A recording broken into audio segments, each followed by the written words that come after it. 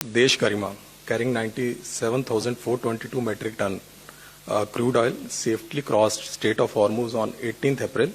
The vessel with 31 Indian seafarers on board is expected to arrive at Mumbai on 22nd April 2026.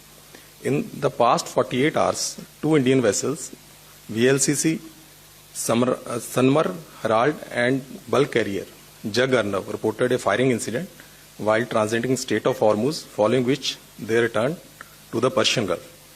There have been no injury to any crew reported. The ministry is in close and continuous communication with the crew, the owners of both the vessels, and continuously monitoring the situation. The safety and security of Indian seafarers is our top priority, and ministry is monitoring the situation on continuous basis and assured to extend all possible help. The situation continues to be closely monitored in coordination with Ministry of External Affairs and relevant stakeholders.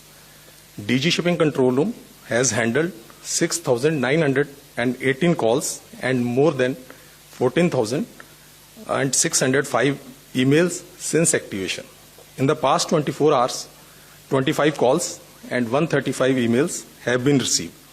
The Ministry, through Director General of Shipping, has facilitated the safe repatriation of more than 2,563 Indian seafarers so far, including 25 seafarers in last 24 hours from various locations across Gulf region.